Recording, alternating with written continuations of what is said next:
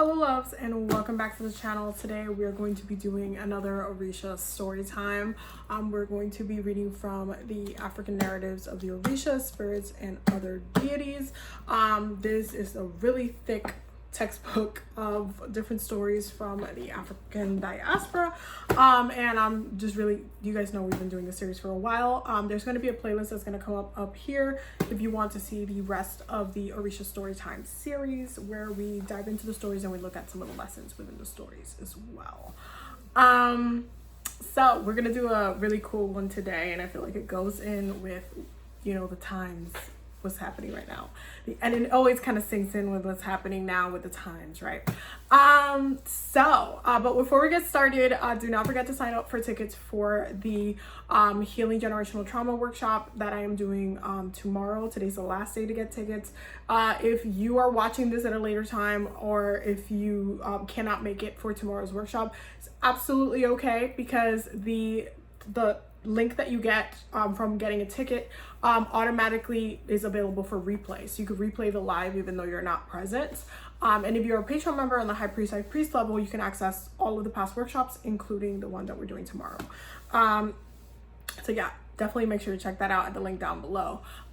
Also, next month we're doing the class on the Akashic Records 5-hour intensive, where I'm teaching you guys how to read the Akashic Records. So if you want to get tickets for that as well, the link will be down below. It will be on my website. And lastly, on Sunday is the last day to buy one get one 50% off all 1 hour past life readings. So you would get a coupon that you can use up until the end of the year, so that way you can kind of spread your healing into, you know, different sessions, because I don't recommend doing past life readings like back to back within the same months. I would say spread them around. So definitely a cool deal, but it definitely ends on Sunday. So with that being said, we're gonna get started with our story for this Orisha story time. And you can find the story if you have the book. I'm gonna have this book linked down below, as I always do, and you can find it on Amazon, but I'll have it linked down below for you. And this one is on page 172, and we're going to be reading story number 3 on Sango, and this one is Sango plays a trick on Osun. Okay, so let us read together, and then we'll discuss and break down some of the lessons within the stories. This is one of the reasons why I love reading these stories, because these stories come from indigenous people, our indigenous ancestors, and stories is traditionally the way that lessons are taught within oral tradition. So these stories are very, very important to learn from, so that you can learn in your life and direct your life better by looking at what the Orishas experience as well. So Sango plays a trick on Osun. Long ago in Oyoile, Sango was courting Osun to get her to marry him. After many failed attempts, he finally got his wish. However, before he got married, Osun imposed a condition. I will marry you only under one condition. Sango said, I have waited so long that I will do anything you wish. Osun said, I will marry you. I wish for you to carry my old father, Orisha, so that he can visit me. Sango was wise, and he wanted to have Osun as his wife, but not at a hefty cost. Osun, it will be a burden for me to carry Orisha. However, if you marry me first, I promise that right after the wedding, I will carry Orisha for the rest of my life. Osun was so overtaken by Sango's generous offer that she agreed to marry him. The day after the wedding, early in the morning, Sango gathered several white beads, made a beautiful necklace, and put it around his neck. And when Osun woke up, Sango said, look, Osun, I kept my promise to you. These white beads represent Orisha, and from now on I will carry him around my neck forever.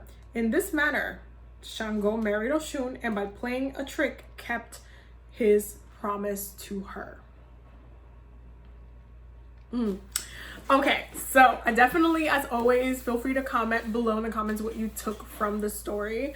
I feel like this story is so interesting, especially when you look at the relationship between Sango and Osun, which, if you dive into their stories together, they have a very toxic-y relationship. And Sango tends to be a little bit narcissistic. Sorry. With Osun a lot. And as we know, Sango's wife is Oya. And so he tends to ends up doing a lot of emotional abuse with Osun, and cheating on her and doing a lot of things. It always turns into a whole thing with those two. But as you can see in the story, there's always this kind of attractive factor with Osun where everybody kind of sexualizes her and kind of puts her in this pedestal because she does embody that energy in different paths. But Sango's infatuation with Osun it's for him in this moment in the story, it's like more important for him to just have her, for her to be his, than it is to listen to what she wants and actually give her what she wants in that moment. In this context, Sango is a little bit of a narcissist. Sorry. Sango's a little bit of a narcissist, especially with the way he treats Osun. This is one of the reasons why they have a little bit of a toxic relationship, and how he ends up kind of gaslighting her, how he ends up kind of like, look, I kept my promise to you. Look, I'm caring. That's not what was stated. That's not what I wanted, right? That's not what Osun said that she wanted. Like, that wasn't it. But you kind of twisted it, and now it's like, oh, look, you're kind of honoring what I told you I wanted, and I'm supposed to feel okay with that.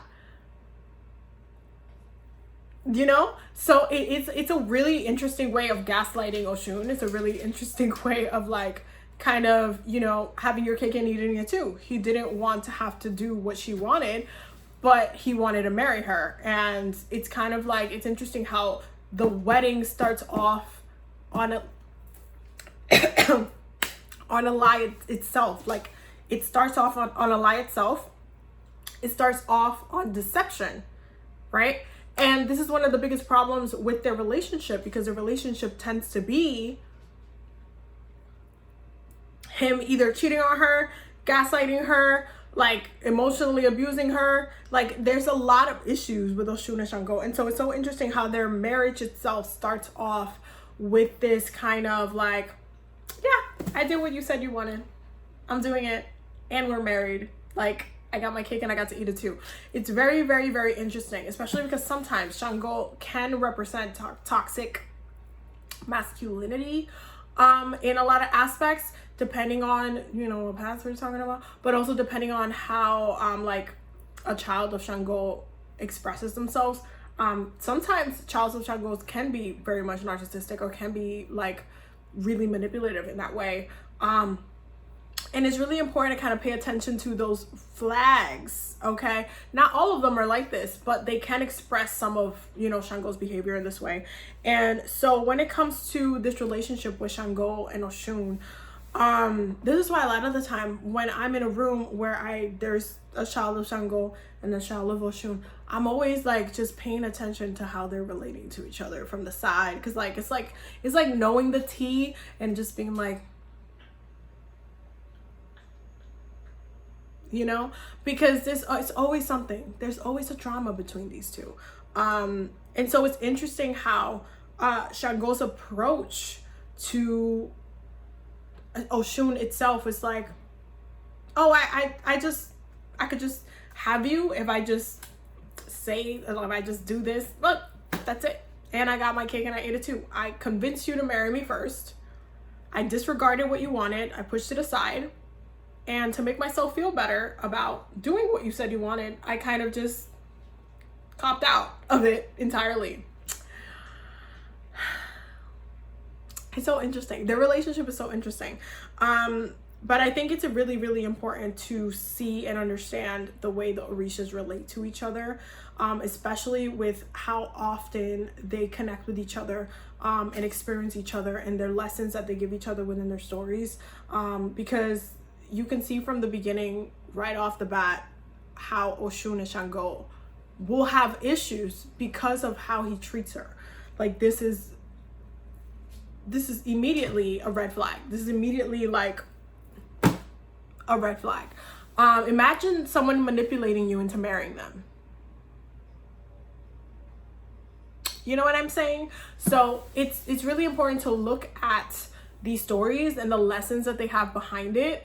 Don't let yourself get gaslit, okay? Look at the lessons. Look at how people communicate. Look at their intentions. Look at what they're asking for you, right? Because even when you go out and you're like, oh, you ask someone to marry you, you don't, you know, like if they're like, hey, I would really love for you to do this for me before we even do that. You don't kind of twist it and turn it and just make it about you. But that's kind of what happened, with all due respect. It's really important to look at these stories and understand these relationships, because they come, the undertones of what all of these stories, all of these relationships and the things that happen between these two are really important to look at when you're looking at the remainder of how they interact in the future. So as we keep reading stories, you will see how kind of all of these kind of come into play. So yeah, keep that in mind. But I hope that you guys enjoyed the story. I think it's very interesting with the climate of what's happening now, because there's a lot of a focus on, you know, it's Leo season. There's definitely this focus on releasing toxicity, releasing toxic relationships, abusive relationships, oppressive, manipulative relationships. So this is interesting that this is a story that we got today, but super important to also note.